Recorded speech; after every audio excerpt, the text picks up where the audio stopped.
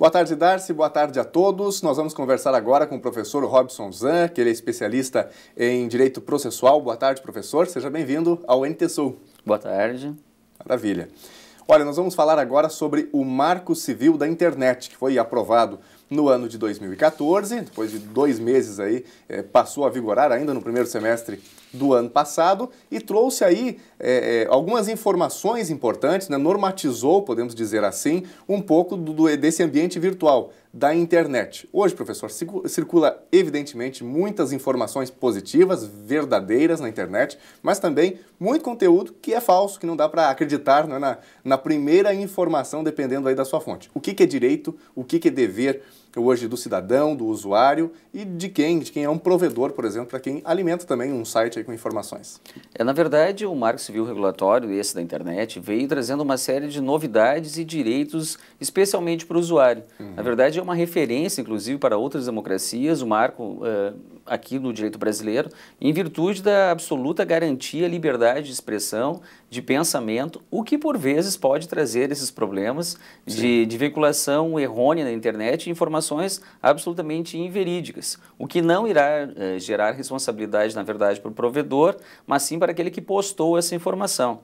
Então, isso é importante que se diga, porque há uma liberdade, há o direito à intimidade, à privacidade do cidadão, não há um controle estatal, não há um controle de censura prévia do que é postado na internet, e a responsabilidade, na verdade, não é do provedor, mas sim daquele que alimenta o site com essas informações, ou seja, aquele que posta é o responsável, pode ser responsabilizado posteriormente de forma civil, administrativa, criminal especialmente, em virtude daquilo que posta. Mas, obviamente, que sempre digo isso, menciono que a necessidade sempre de, quando se avalia uma informação na internet, tentar buscar a fonte. Né? A Constituição vale também para a internet, não é uma terra sem lei, não é, professor? Na verdade, o Marco Civil veio como um grande avanço porque não existia nada que regulasse de forma efetiva essas informações pessoais de quem acessava a internet. Havia uma certa dificuldade, inclusive, para delegados de polícia, mesmo do Ministério Público, por vezes, de conseguir acessar essas informações. Até porque as pessoas postavam através de provedores de fora do país e tentavam burlar o sistema jurídico para se isentar de qualquer responsabilidade. E o Marco Civil veio já com essa ideia de tentar sim, e esse talvez seja uma crítica que se faz, alguns fazem, que ela não é tão livre assim a internet como a gente pensa, como a gente imagina. Ela tem sim um controle, na verdade, para evitar excessos, abusos. Claro. Agora, e a responsabilidade dos provedores? Qual que é a partir de agora?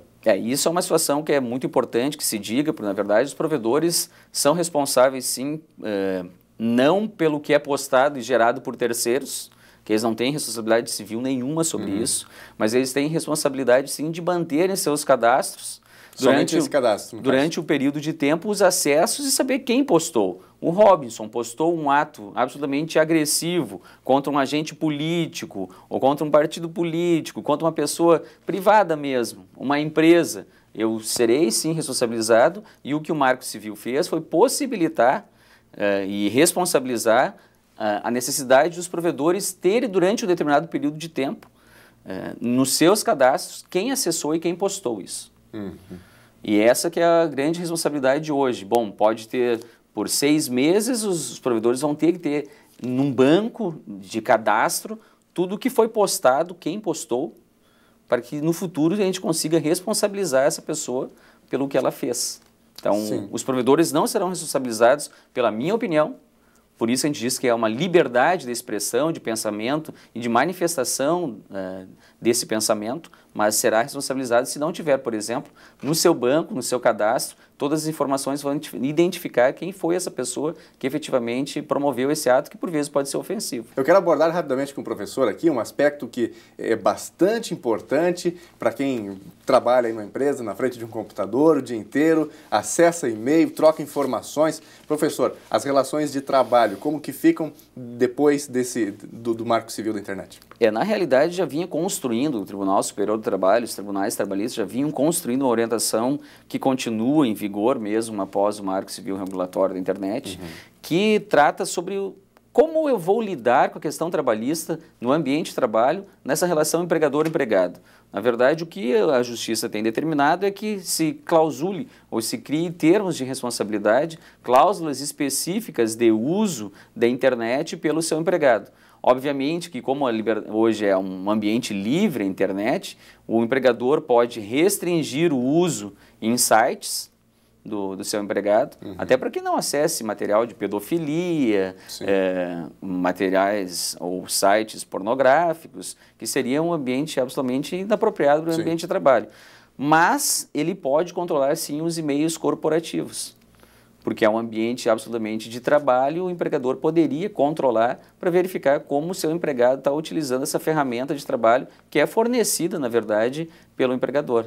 Então, não vai controlar a vida pessoal, o e-mail pessoal do seu empregado, mas pode restringir o uso da internet no ambiente de trabalho. Então, o âmbito de trabalho pode ser plenamente controlado, portanto, pelo gerente, pelo patrão. Mas os tribunais estão decidindo, nesse momento, a orientação jurisprudencial é que isso seja pactuado previamente, seja uma cláusula específica de utilização da internet.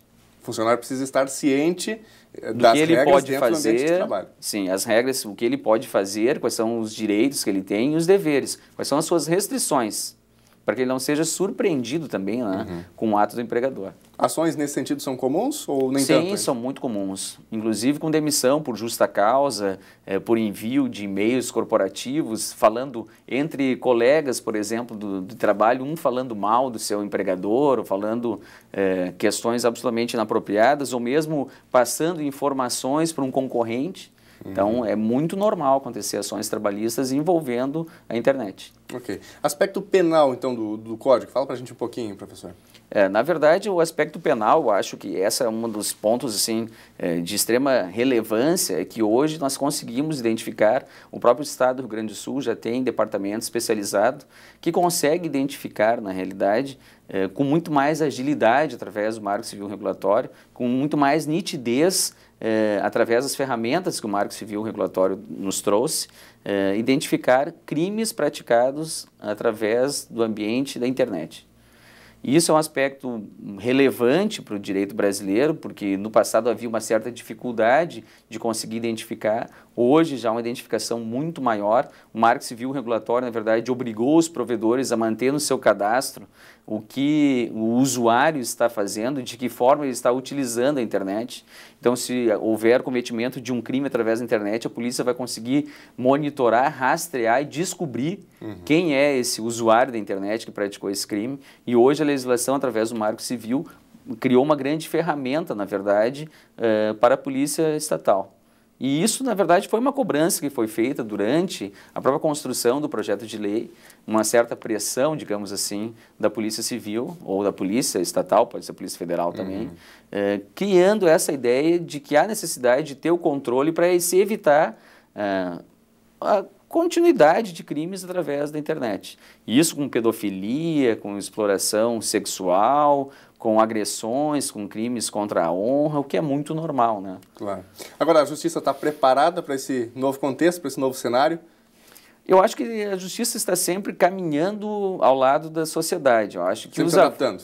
Se adaptando. Na medida que a sociedade vai cobrando e exigindo essas mudanças, o Poder Judiciário também vai dando uma resposta de forma muito mais efetiva.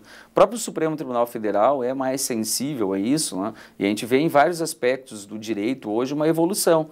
Coisas ou aspectos que no passado não se tinha e que hoje o direito vai evoluindo, é um caminhar para frente, e isso foi nos direitos humanos, e foram em todos os direitos, na realidade, sempre foi uma construção e uma evolução. A gente sempre menciona, inclusive, um princípio da historicidade, que é uma construção histórica, a sociedade vai avançando, vai agregando direitos e valores, e, na realidade, o direito e o Poder Judiciário vai se adaptando. O próprio Poder Judiciário hoje utiliza, né, ferramentas eletrônicas, hoje existe processos que são absolutamente eletrônicos, que não se utilizam mais papéis, então está se adaptando gradativamente. Espera-se que no futuro, né, não tenha mais o processo físico em si e ele seja todo eletrônico.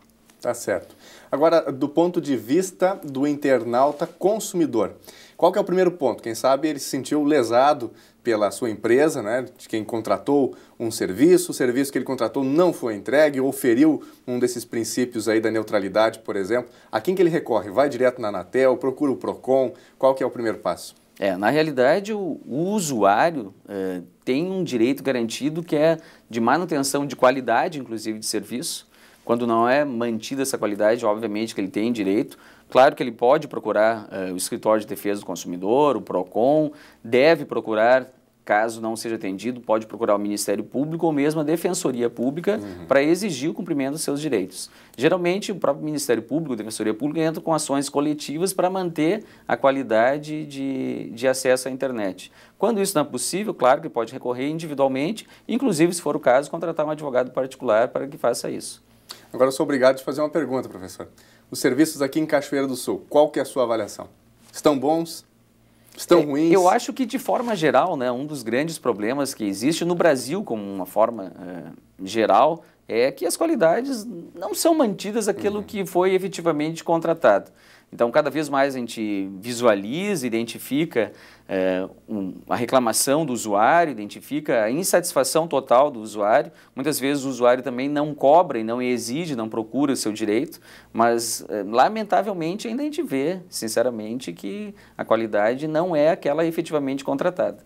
E vários clientes e a sociedade civil, na verdade, de forma geral, menciona isso, né, que não consegue ter o acesso ou que não mantém a qualidade, que essa qualidade cai, que ela tem picos, que tem momentos que sim é atendido, mas na grande maioria do tempo a reclamação é muito efetiva, inclusive aqui, né? Perfeito. Professor Robson, muito obrigado pela presença com a gente aqui no NT Sul. Eu que agradeço, estarei sempre à disposição. Professor Robson Zan, especialista em Direito Processual, professor da UBRA aqui em Cachoeira do Sul, do curso de Direito. Voltamos agora com Darcy Vizar.